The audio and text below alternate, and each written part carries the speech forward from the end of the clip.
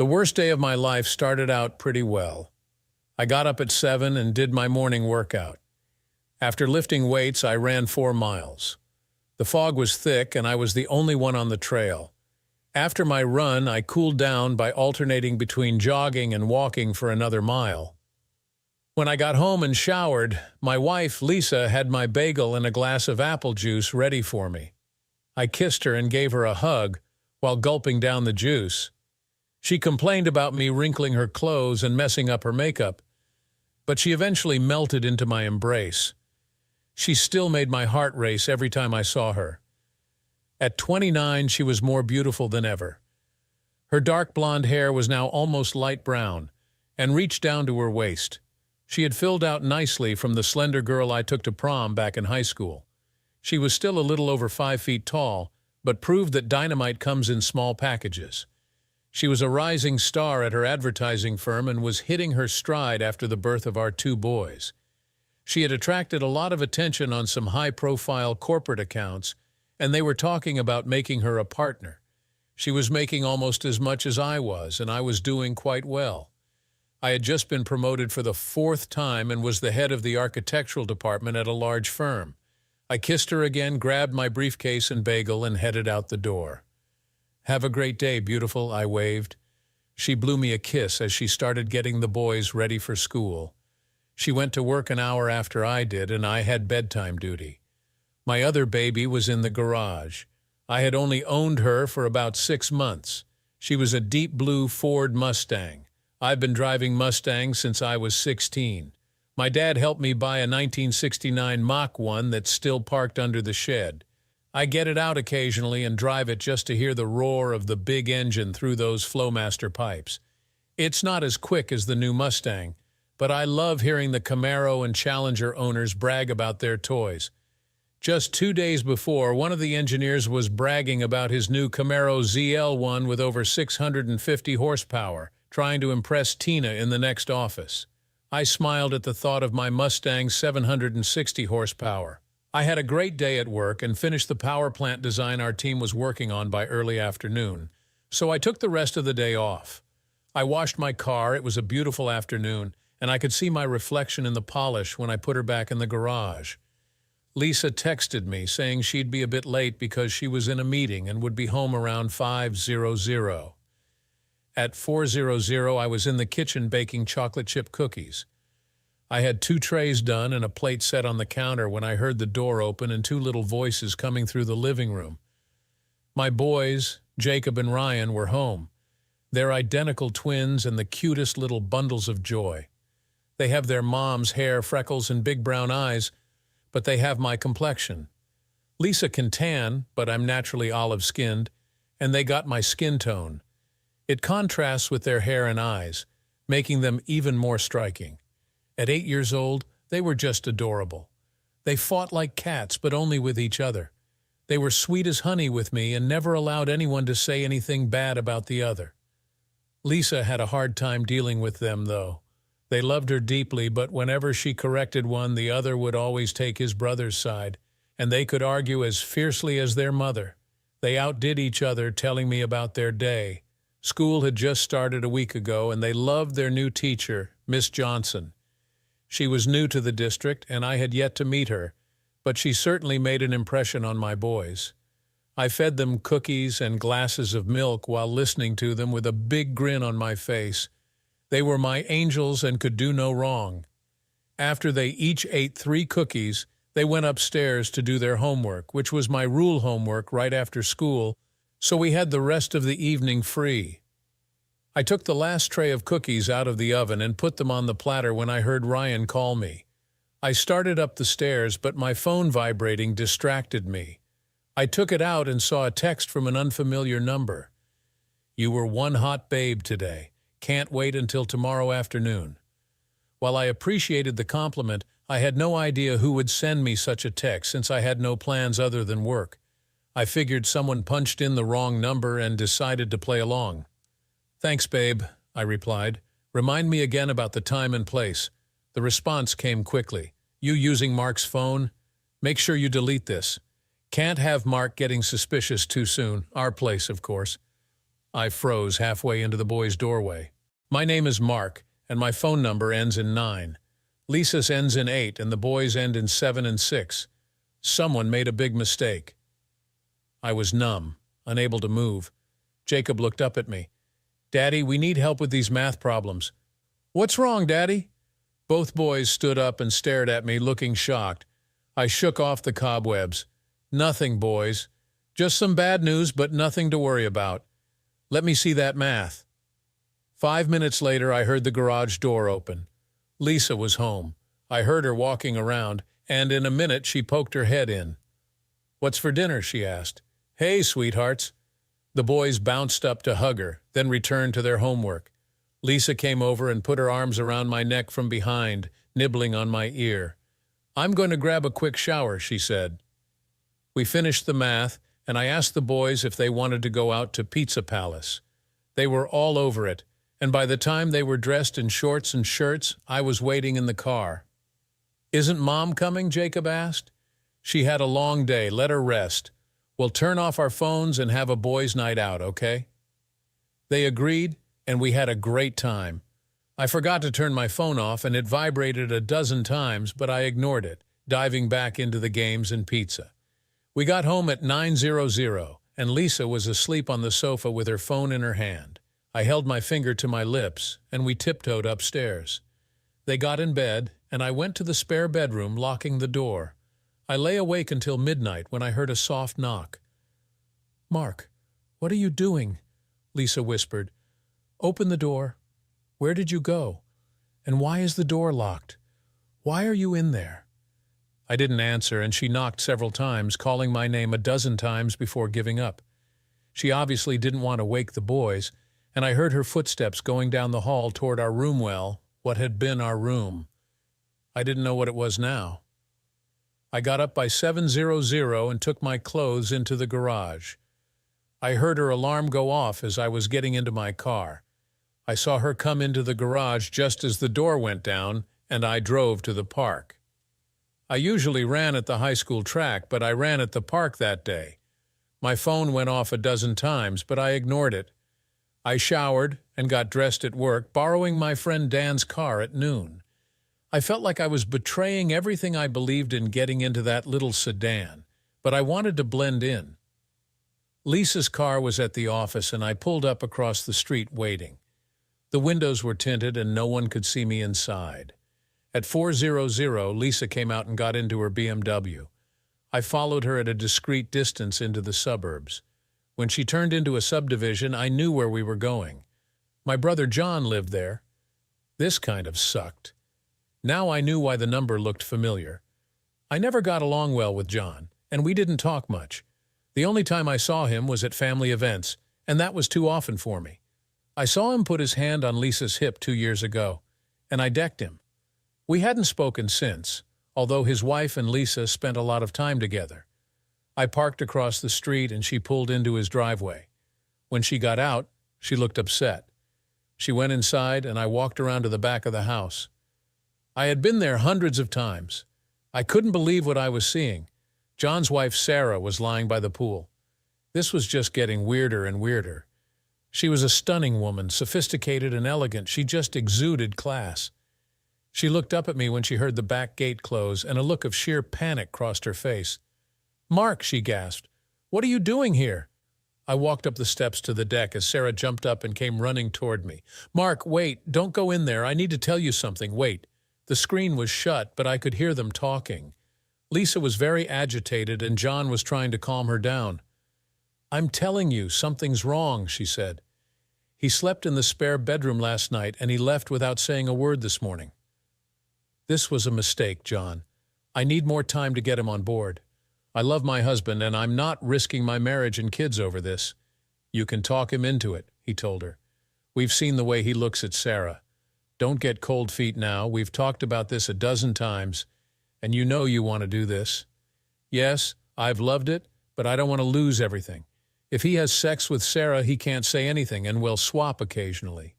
You might as well, now that you're here. I can tell you want it. Yes, but not that bad. If Mark ever found out about this, it would kill him." "I'm not going to do it, John." I peeked in and saw them standing in the living room.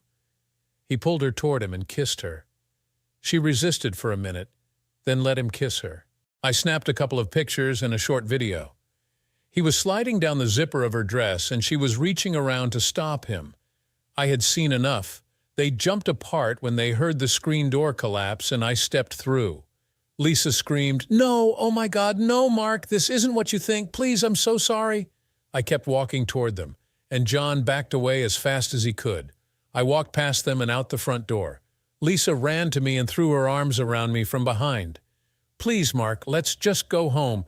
This isn't what it looks like. I promise I'll explain when we get home."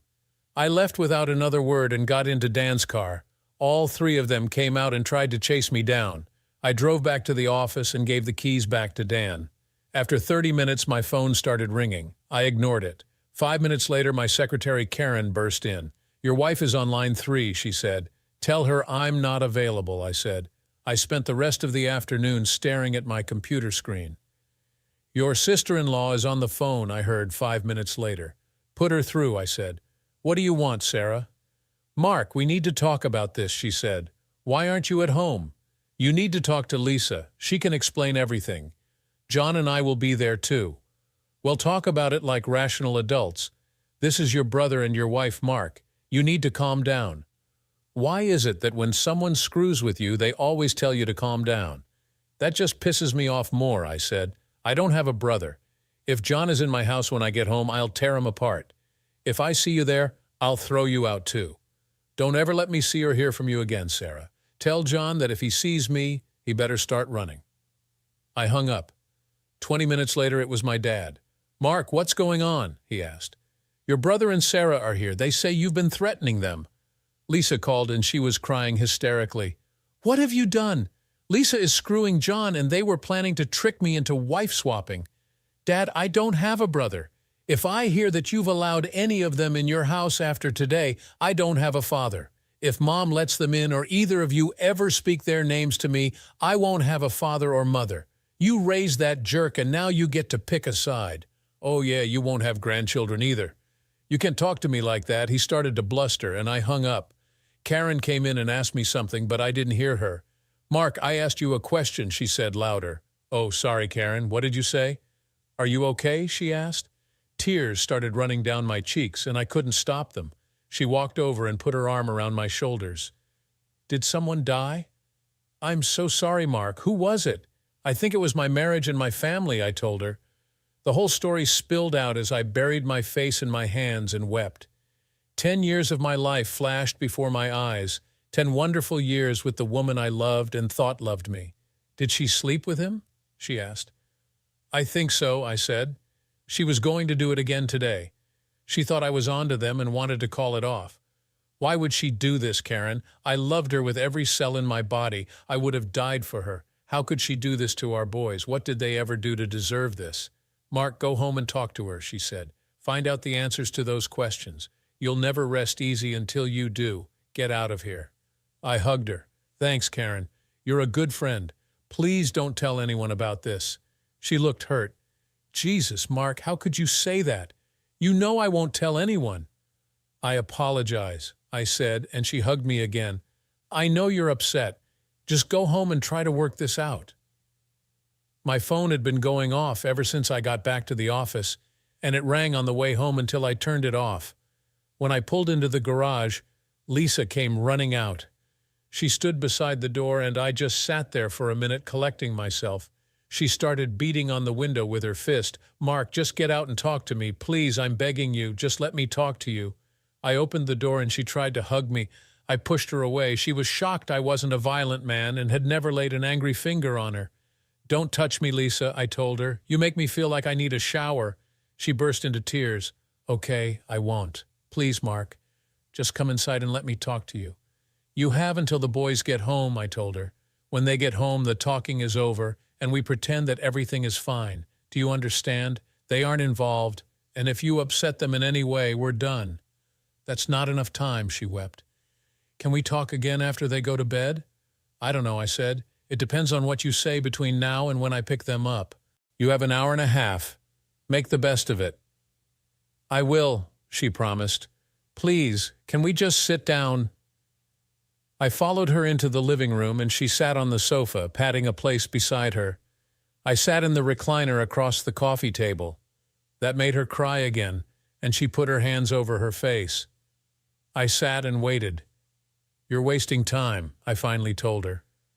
She got a towel off the bar and wiped her face as she sat back down.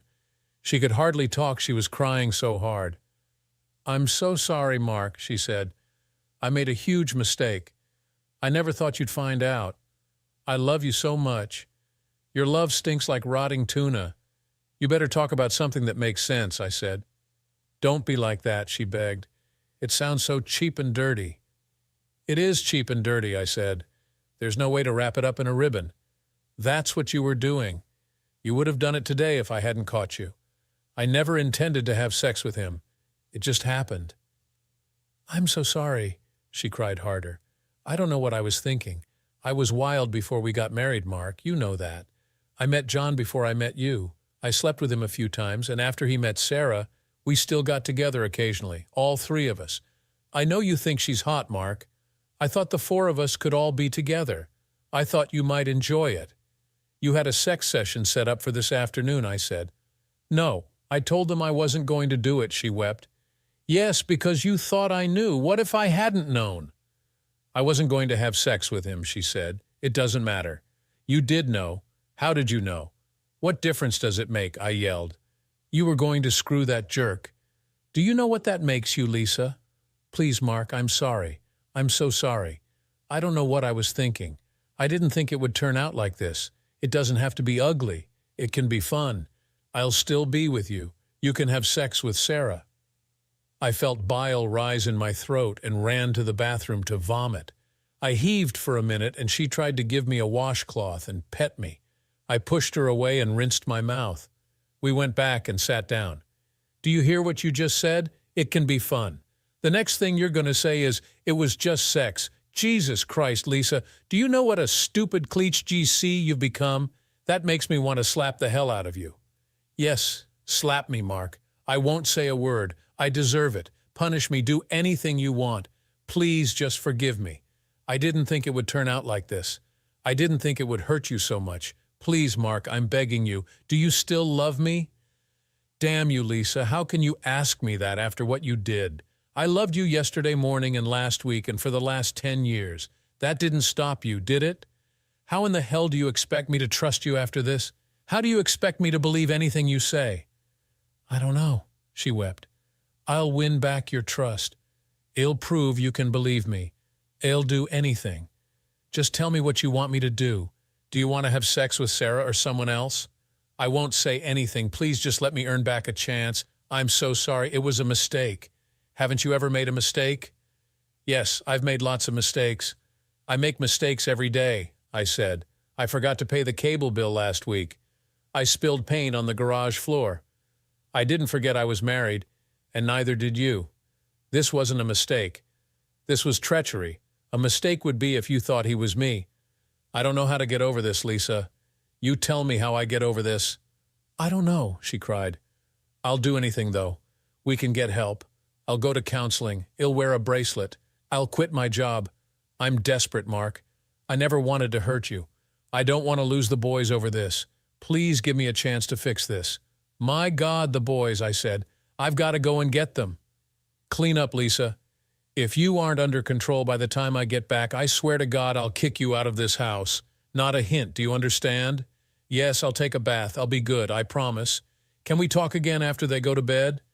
You can't promise me anything, Lisa. Don't you make any promises to me, I shouted. You threw away the only promise that mattered, forsaking all others.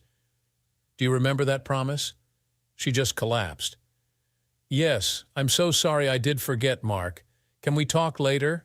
Yes, we can. I'm going now. Get your head on straight, Lisa. I was 10 minutes late to get the boys.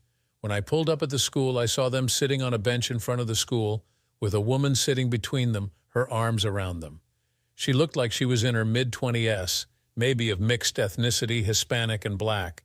She looked tall and slender with the biggest, warmest brown eyes I'd ever seen, flecked with gold, and a mop of glossy curls framing her beautiful face. Her skin was a light coffee color, flawless, She smiled as I approached, and her face lit up like a lighthouse. Her teeth flashed, and she nudged the boys. They looked up and saw me coming, jumped up, and ran across the grass to hug me. "You're late, Daddy," Jacob said. "I'm sorry, baby," I told him. "I lost track of time. It won't happen again." "It's okay," Ryan said. Miss Johnson stayed with us. She rose from the bench and walked over to offer her hand. "Mr. Carter, I'm Carly Johnson. I love your boys. I'm so lucky to have them in my class." "Mark," I said, shaking her hand. Her long, slender fingers felt cool and soft. I realized I was holding on too long and sheepishly let go. "Thank you so much for waiting with them." "I'm very sorry, Miss Johnson. Call me Carly," she said, smiling. "Come on, there's a Starbucks down the street. I'll tell you a story, and you can tell me one, okay?" I agreed and followed her to Starbucks. I ordered my usual triple espresso, and she got a latte with lots of foam. She took a sip and looked up at me. I couldn't help laughing. "I have a mustache, don't I?" She grinned. "Yep," I chuckled. She cleaned it off with a napkin, her huge brown eyes holding a peculiar look. "What's going on with you? Why were you driving so fast?" "Driving fast is like shots of whiskey for me. When I'm upset, I go for a drive or a run. It calms me down and helps me think." "Why did you need a shot? I'm not trying to pry. You just look like you could use someone to talk to." "Carly, are you married?" "No, I was engaged once." "Do you mind telling me why you're not engaged anymore?" I asked. "Yes, but I guess if you're unburdening to me, it would only be fair." She sipped her latte and gathered her thoughts. "I can't do this," she finally said. "I'm sorry, Mark. I need to go." She stood up, and I saw tears streaming down her high cheekbones. I stood up and walked over to her. I pushed her back down into the booth and slid in beside her. She protested, but I ignored her. I took one of her long, slender hands in mine. "I'm very sorry, Carly. I didn't mean to upset you. You don't have to tell me anything you don't want to. I wasn't making a bargain. I was just trying to find a place to start. It's okay if you don't. Let me out. I'm going to slide under the table. I'm sorry, Mark, but I can't do this now. It's too painful for me." I let her out. She stood up and gave me a hug. Her luscious breasts pressed against my chest, and I was as hard as an iron bar in 2 seconds. "I just need to go. I'm sorry I couldn't help you." "It's okay. Will you let me buy you another cup of coffee sometime? I promise I won't make you cry. Girls usually need to know me for a while before I make them cry," I joked. She gave a wet little laugh. "It wasn't you." "Yes, call me sometime. I love your boys, Mark. I know you're a good father." She slipped away, and her yellow Camaro chirped the tires as she pulled out. It was time to pick up the boys. We did their homework and went out to Red Lobster. They were having that endless shrimp special, and we all loved shrimp. By the time we were done, our table looked like a shrimp graveyard. The next day was the 5K event. I had planned to run, but that went on hold because Lisa wasn't going to be there and I had agreed to work. We were at a table at the 3K marker with water and Gatorade for the runners. There was supposed to be another volunteer, but they hadn't shown up yet. I heard the car coming from a ways off, but couldn't see it because of the trees. I was shocked when Carly's yellow Camaro pulled up. She looked stunning in a pair of yellow shorts and a t-shirt that did little to hide her amazing figure. She stopped when she saw us sitting at the table. The boys squealed and ran over to hug her, then led her over. "Hey, Carly," I greeted her. "How did we get this lucky?" "The reward of virtue," she smiled. We all chatted happily for a while until I heard a vehicle coming. It was a huge Ford pickup, the kind guys get to advertise the size of their equipment or lack thereof. This one was massive, so the owner must have had a giant tool. The door was 5 feet off the ground. I recognized it. It belonged to the high school baseball coach, an aging high school sports hero who thought he was God's gift to the world, especially women. He had a shaved head and was about 6 feet tall, worked out, and walked with his arms nearly parallel to the ground so everyone could see how strong he was. His name was Hawk or Falcon, one of those raptor-type birds. He swaggered up to the table. "Carly, how you doing here, honey?" "Mr. Falcon, I'm not going to tell you again not to address me by my first name. We're not friends, and if you call me honey one more time, I'm going to make a complaint that you're creating a hostile work environment." His jaw dropped. "You some kind of a dyke?" he asked angrily. "Your wife certainly didn't complain when I was licking her," Carly said. "She thought my tongue was bigger than your meat." The boys gasped, and he actually drew his hand back. I stood up, and he got a look at me.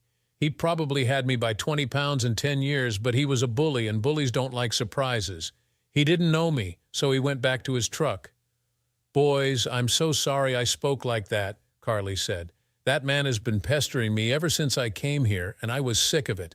That's no excuse. I'm very sorry." Jacob hugged her. "That's okay, Miss Johnson. We don't like him anyway. He watches all the young girls on his track team. He's a creeper." Carly looked at me, and we both burst out laughing. "Remind me not to piss you off," I told her. "You got a mean streak there, Carly."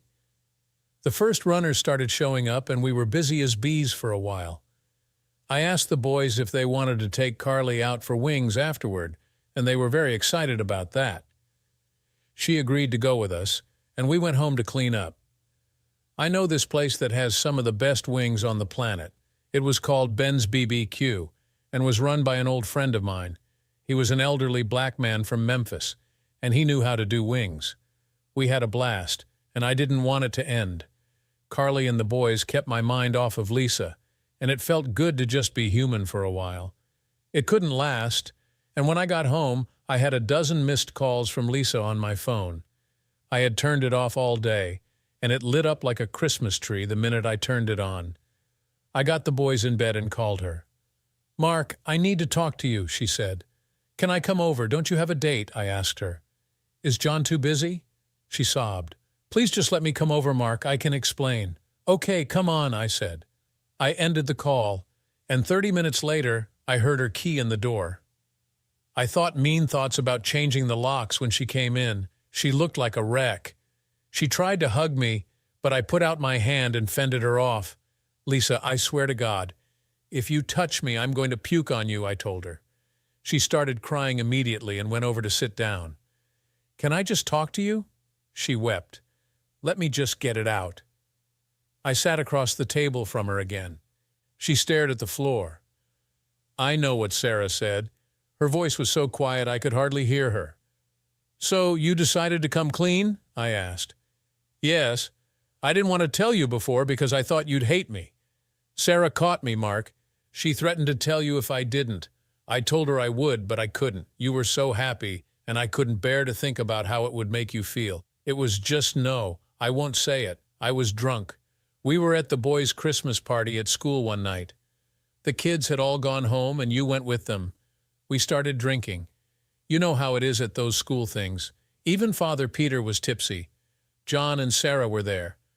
I just started to talk to him. He kept telling me how hot I was. Do you know how long it's been since anyone besides you told me that? I feel like I'm getting old, Mark. My boobs are sagging a little, and my butt isn't quite as firm as it used to be.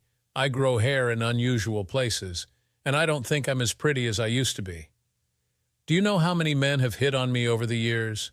I liked for men to think I'm hot. I danced with them, and they tried to feel me up. I would let them sometimes. I always knew that at the end of the night I was going home to you, and you were going to have sex with me until I walked funny. It just made me feel good to know that men wanted in my pants.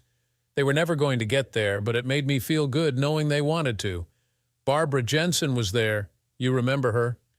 She was a freshman when we were seniors. She was a pretty little blonde thing that always thought she was something special. She married one of the teachers at the boys' school. She said something to me about looking old. I was drunk, and it really hurt my feelings. Then John came over and asked me if I wanted to dance. He was as charming and handsome as ever and kept telling me how hot I was. He kept telling me how good it was back in school. I was drunk as hell and let him talk me into going outside on the porch in the back. It was so stupid, but I was just feeling very vulnerable. I gave him a blowjob, Mark. I'm so sorry. I felt disgusted with myself after I did it. I just couldn't believe I was the kind of person that would do something like that. I let him feel me up, and I gave him a blowjob. I didn't have sex with him, Mark. I just wanted to pay that witch back by showing her I could take a hunky man if I wanted to. I'm so sorry. Sarah came out on the porch with her date and caught me. She threatened to tell you. She called me all sorts of names and told me I was nuts for messing around on you. She said if I told you, she wouldn't mention it. I couldn't tell you. I was so ashamed and so afraid that you would leave me. I told her that I told you, and you had forgiven me. I wish I had told you. That's when it all started again. I screwed up, Mark. I'm a stupid witch, and I messed up. I'm very sorry. I hate myself, and if I've made you hate me, I don't know how I'll live with myself. I've never loved anyone but you, and I never will. Please, Mark, don't hate me. Please forgive me. I swear to God that if you let me make this up to you, I'll work like a slave to do it. I'll do anything you say. Please don't leave me. Please don't take my boys away from me. What can I do? I'll do anything. I know now that you'll never accept it. Lisa, I don't know what you can do, I said. I haven't had time to decide what I'm going to do. How can I trust you? You've lied to me several times. You told me you were working late when you were really shaking your butt and screwing John. What if I forgive you, and one day you have to work late? What am I supposed to think? How will I keep from wondering if you're screwing some guy or giving him a blowjob? How does that work? She was crying uncontrollably. I don't know, Mark. I only know I love you and the boys. I see what I've done. I see how my stupidity has damaged us and our family. I don't want sex anymore with anyone besides you, Mark. I've just been insane. You're an amazing lover, but I just got so horny thinking about what we did back then. It should be easy for me. I've got the message. What do you want to do? Do you still love me? That's the problem, Lisa. I do still love you. I'm just not sure you ever loved me. I'm not sure I believe you about anything. No, I'm sure I don't. I have to assume everything you tell me is a lie. Are you coming clean with me here? I'll never know, and I don't think I'll ever believe anything you tell me. Here's your chance. If you're hiding something, you should tell me now. It won't make any difference. I couldn't possibly be any angrier with you than I am right now. This is your one chance. I swear to God I'm being honest, she said. There isn't anything else. I love you, Mark. I don't love anyone else, and I never have. Don't say it, Lisa. You were going to cheat, and you did cheat. It wasn't, no, okay, I know you don't want to hear it. I just want you to understand it didn't mean anything to me. I'm not in love with John and Sarah. It was just exciting sex. I thought you might like to join us. I can see now that you never would, and it was a mistake. Well, it sure as hell meant something to me, I told her. The fact that it didn't mean anything to you is the problem. If I screwed some stranger, would that mean anything to you? It's not the same thing, she said. We were going to include you. You were going to get to have sex with Sarah. She's hot for you, Mark. It's exactly the same thing, I told her. Screw this. If you're going to try to slide around and evade responsibility and minimize what you've done, this isn't going to work. I'm going to see a lawyer tomorrow, Lisa. I suggest you do the same. What? She asked. Why do I need to see a lawyer? When I file for divorce, you'll need one. I told her. She gave a little screech and collapsed. I didn't say anything, and she wept for about 5 minutes before she could speak. I don't want a divorce, she sobbed. Please, Mark, why do you want a divorce? I told you I'd do anything. You won't even step up and accept how badly you messed up, I told her. You're trying to make excuses and minimize your cheating like it wasn't anything. No, I'm not, she protested. I see how badly this has hurt you, and I'm so sorry. I'm just trying to get you to understand that I love only you. They didn't mean anything to me. You're my man. So you were willing to screw me over for people that didn't mean anything to you? Is that supposed to reassure me? I asked. I don't know what I'm saying, she wept. I'll say anything you want me to. I'm just trying to say something to get another chance, to get you to forgive me. Tell me what you want me to say. How about I'm sorry, Mark. I screwed up, and it will never happen again. Yes, I am sorry. I screwed up, and I won't do it again. She wept. Can I please come back home, Mark? I'm dying without you. It's killing me that I can't be around the boys. I'll do anything. I'll sleep in the spare bedroom. I'll be your slave. I'll cook and clean, and you can use me any way you want to. You can have girlfriends or whatever you need to get over this. I actually might, I told her. Do you know that I met someone? I'm very interested in her. I was afraid of that, she said. Go on a date with her. Bring her over here and I'll cook for you. I'm as serious as I can be, Mark. I'll do anything to be part of your life. I'll serve the dinner, and treat her nice if that's what you want. I just want to live with you and the boys. If you want to have sex with me, we'll just be sex buddies. Just give me a chance to win you back. I'll never have another man for as long as I live. If you need to get revenge or punish me, I know I deserve it. I'll take my lumps and never complain. Just give me a chance. Let me think about it, I told her. I'll call you tomorrow and let you know what I decide. Don't say one word to the boys, okay? No, I won't. I'll do anything you say. Thank you for talking to me, Mark. I know I don't even deserve that. You're a good man and I'm taking advantage of you. I'm sorry, but I can't help it. I'm dying inside being apart from my family.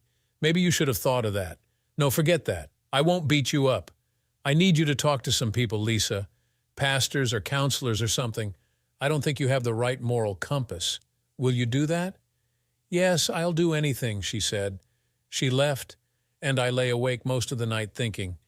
I didn't want her back. The idea that she couldn't take what she had done seriously, that it didn't mean anything to her, messed with my head. How could I take her back when she didn't even see anything wrong with what she did? The only thing she regretted was hurting me and nearly losing her family. That was so messed up on so many levels. I didn't know where to start. The problem was the boys. How could I destroy my babies' lives by kicking their mother to the curb? I drifted off to sleep, still confused about what I should do. I got some clarity in the morning. The boys loved their mother, and she was a wonderful mom. They didn't deserve any of this, and I needed to make their lives as good as possible. I was certain that living with a cheating wife wasn't good for them. I called into work and got the day off. When the boys got up, I told them I was taking them out of school so we could talk. It was the most difficult talk of my life. I didn't tell them that their mother was a cheating wife. I just told them that we had some issues that we needed to work out. She wouldn't be living with us, and we were trying to work on our problems. They cried like someone had died. At first, they accused me of ruining everything, but when I told them I hadn't done anything, they figured it out. Did Mom do something bad? Ryan asked. Daddy, did she cheat on you? I'm not going to tell you anything bad about your mother, I told them. She loves you very much and you shouldn't blame her for anything. This has nothing to do with you boys. You're the best boys I could ever imagine. And we both love you with all our hearts. Just give me a chance to work this out, okay? They reluctantly agreed and we talked for a long time. I called Lisa and met her for lunch. She was distraught when I told her I needed some space. I get angry every time I look at you, Lisa, I told her. You need to stay away from me. I've decided that I can never forget what you did. You may have cost me any relationship I have with any of my family. I'm divorcing you, Lisa. I'll let you see the boys anytime you want to. We have a prenuptial agreement that if either of us ever cheated, the innocent party keeps the house. You won't be hurting for money. I'll make sure of that. Now the witch came out to play. She called me every name in the book, promised to turn the boys against me and clean me out in court. I wished her well and walked away. Carly called me after school and was worried about the boys. She noticed they weren't at school and was very concerned. I promised her they were okay and she asked if she could come over Saturday and talk to me. There was a car event on Saturday and I planned to drive in it. I asked her to go and she agreed. Lisa picked up the boys in the morning and I went to pick up Carly. She was as gorgeous as ever, wearing the tightest jeans I had ever seen. The sway of her hips made it hard for me to speak. We had a 50-mile drive and we talked a lot. She finally broke down and told me her story. She had been engaged to a businessman in her hometown. They met in high school and fell in love. She thought she was so happy that she must have missed some obvious signs because she caught her fiancé GC in the cloakroom with one of her bridesmaids at the wedding. She left without saying a word to anyone and just drove away. She never contacted anyone in her hometown again. She wound up in our town and got a job teaching at the boys' school. She was obviously upset, and the memory was still fresh and painful. I knew exactly how she felt. I told her what was going on with Lisa and me. Her eyes were filled with tears when I finished, and mine were a little misty too. She leaned over and put her head on my shoulder. Her hair was a big mop of curls that stuck up every which way. It was the sexiest thing I had ever seen. My phone buzzed after we got to the show. It was my mom. "Mark, we need to sit down and talk. I'm calling a family meeting. John and Sarah are driving down, and we'll meet here at the house." "Is John going to be there?" I asked. "Your brother has some things he needs to tell you. I told you what was going to happen. Don't call me again." "Mark, don't be like that," she begged. "Okay, he won't be there. Will you come?" "Hold on a minute," I told her. Carly was trying to get my attention. "Talk to them, Mark. It's the only way to move on." "Have you talked to your family?" I asked her. She grinned ruefully. "No, but I know I should, and so should you." "Okay, Mom. When is this meeting?" I asked. "Dinner tonight at 6. No dinner. I'll be there at 7:30. I ended the call. I had a good time with Carly. She held my hand while we checked out the cars. We talked a lot on the way home, and I asked if she would come over afterward so I could fill her in. She promised, and I dropped her off at her place. I was dreading the hell out of this. I went home to my empty house and tried to eat a little. It just made my stomach upset, and I took a couple of antacids. I got the old Mustang out and fired it up. It just felt right, and that rumble soothed my nerves. I'm sure they heard me coming a block away, and Mom came to the door before I got there. She hugged me, and I just stood there stiff as a post. When she looked up at me, there were tears in her eyes. She didn't say anything. She just took my hand and led me inside. I heard the lock click behind me, and Dad was standing in front of the door with a baseball bat. "We're not going to let you tear this family apart with your stubborn pride. Go and sit your butt down." Well, this was going to be interesting. My sisters, Laura and Helen, took my arms, and I sat between them. Then out of Mom's bedroom marched the three cheaters. I looked over at Mom. "As your brother, she's your wife, and Sarah's your sister-in-law. We can get past this, okay? Mom, you just lost your son and your only 2 grandsons. He's a jerk, not my brother. His wife is a bisexual witch, and that's the cheater. I guess that makes you Mama Cheater. That's the pimp over there by the door." "And what are you two?" I asked my sisters. "We just love you, Mark," Laura said. "We're down with whatever you want." "I want to leave. You want to come and stay with me tonight?" "I want to introduce you to someone." "Girls, I thought you were going to help." Mama Cheater started to panic. "Yes, we're going to help," Helen said. "What? You thought we were here to help these scumbags?" We stood up together and walked toward the door. The pimp made a motion with his bat, and I kicked him in the nuts. He dropped his bat and sank to the floor, making a little wheezing scream. I picked up the bat and turned around. John saw death in my eyes and took off, running through the kitchen and out the back door. I turned to Sarah. Her eyes went wide, and she started scrambling to follow her jerk husband. I threw back my head and laughed. "I'm filing charges against you for unlawful imprisonment," I told Mama Cheater. "Don't call, don't write, don't send cards, and don't attempt to contact the boys. I'm getting a restraining order against all of you." She sank to her knees, weeping hysterically. "Please, Mark, don't do that. I'm sorry. I'll make it up to you." "Too late," I told her. "You had your chance. You picked a side. Good luck with the rest of your life. Too bad you're going to spend it with people who cheat on their spouses." "The restraining order is going to be for you too," I told the cheater. "You're mentally unstable, and I'll never leave the boys alone with you again." Helen went upstairs and got the boys. They looked at everyone oddly but didn't say anything. The cheater was crying hysterically. We walked down the driveway. "You want to drive?" I asked Laura. I tossed her the keys. She squealed in excitement. "Really, Mark? I always wanted to, but you never would let me." "You made the right choice," I told them. "I love my little sisters. I let them drive my cars." We got Chinese takeout on the way home, and Helen took a turn trying to break our necks. I called Carly on the way home, and we got food for her too. The boys went flying across the room when she came in and threw themselves on her. They each took a hand and led her over to their aunts. "This is our teacher, Miss Johnson," Jacob introduced her. "I think she's Daddy's girlfriend too." Carly was blushing furiously and just looked adorable. "Jacob, we're just friends." "You shouldn't say things like that." "Well, since Mom cheated, we want you to be with Daddy," Ryan told her. "Boys, that's enough," I scolded them. "You're embarrassing our guest. Off to bed with you." "Sorry, Daddy," they said softly, and Helen and Laura took them upstairs to read their book. Carly and I were left in awkward silence. I walked toward her, and she looked a little frightened. I took her hands and pulled her in for a hug. Her curls tickled my chin, and she melted against me. "How about it, Carly?" I murmured.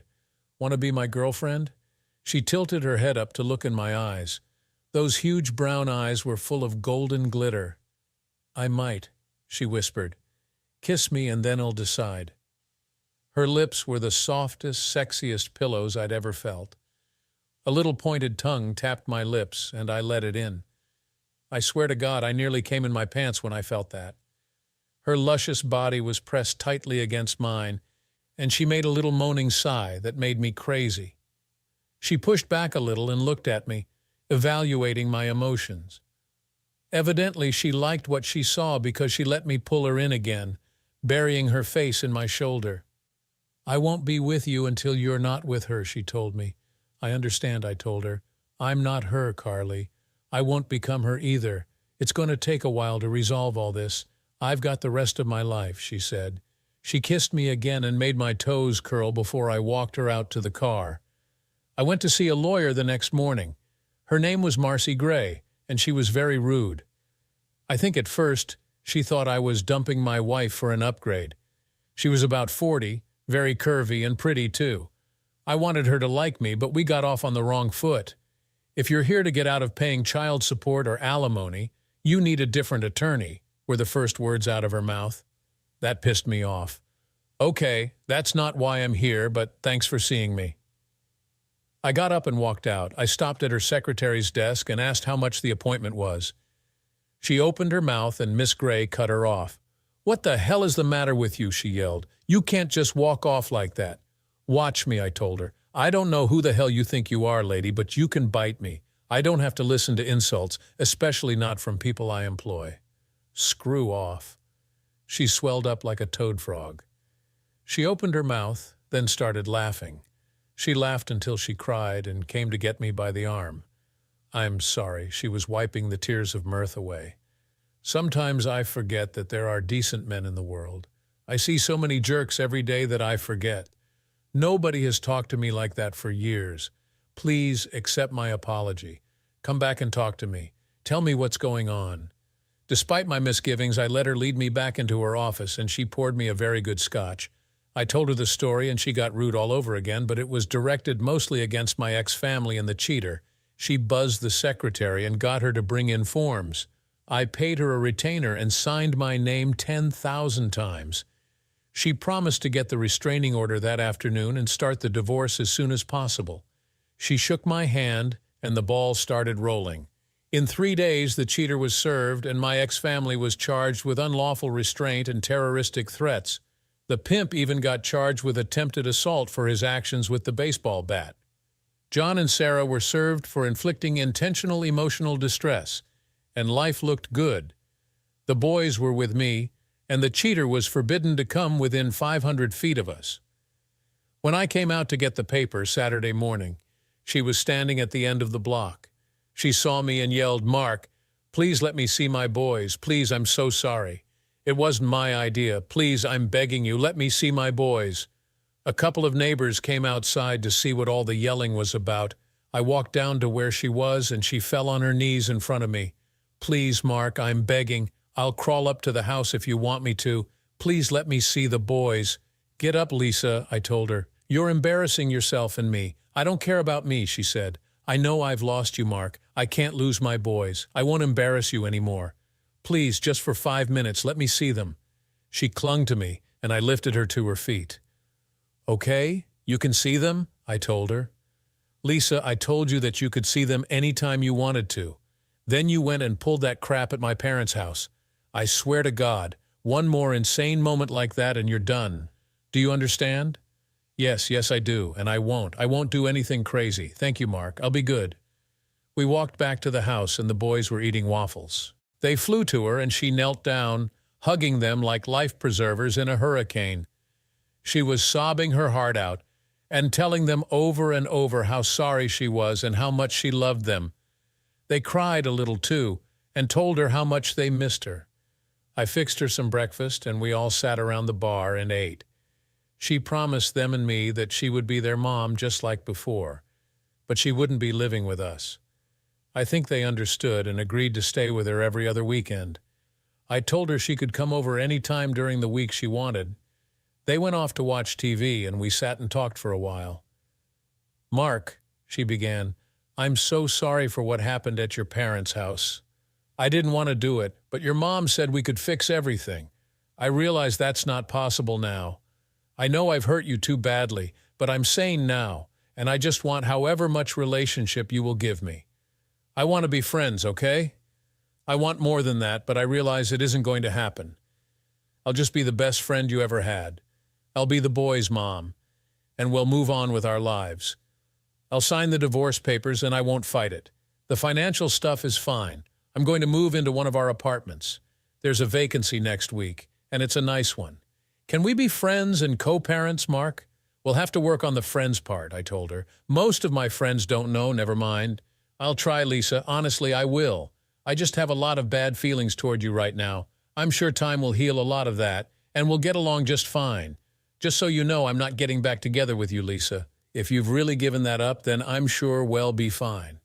The first time you go on a date, come and tell me about it, and then I'll believe you about moving on. Well, start working on being friends then, okay?"